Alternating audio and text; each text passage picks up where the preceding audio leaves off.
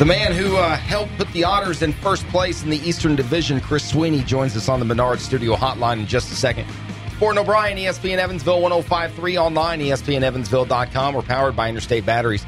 For all your battery needs, visit Interstate Batteries at 6505 Interchange Road, just 2 blocks north of Morgan and Burkhardt, or call 812-473-5018. Interstate Batteries, outrageously dependable. Let's bring in Chris Sweeney on the Menards Studio Hotline. Chris, good afternoon. Thanks for the time. I know we kind of gave you short notice on this.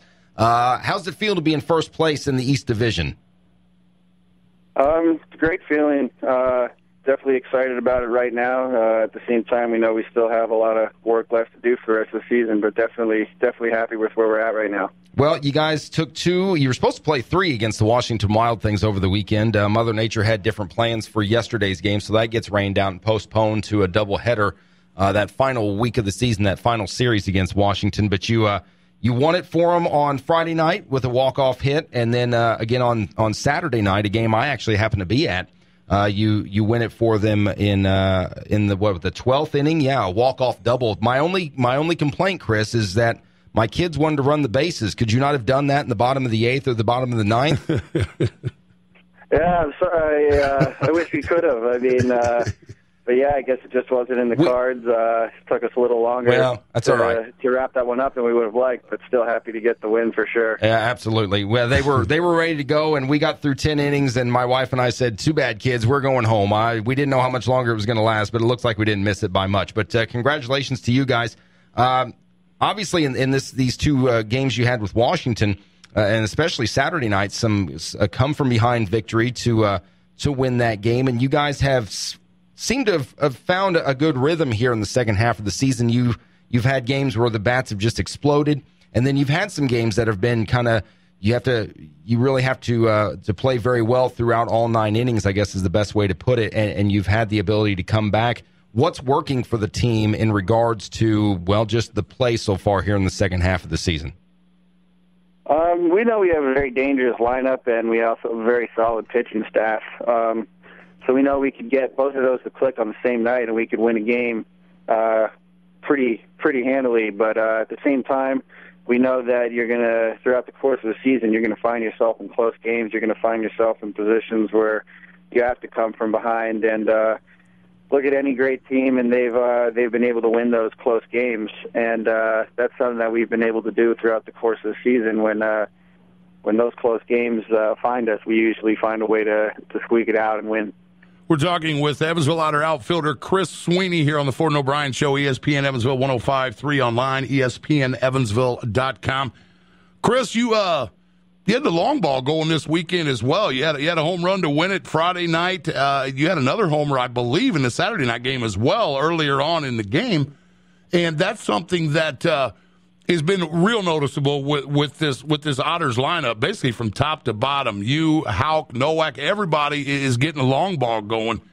And that just, I guess, you talk to a lot of players and they say when the ball's going like that, you look at it and it almost looks like a basketball coming at you. Is that kind of the case? You're just seeing it very well right now? Yeah, there's definitely points throughout the season where you're just locked in, and it looks like they're throwing a beach ball at you and everything. The game just slows down for you.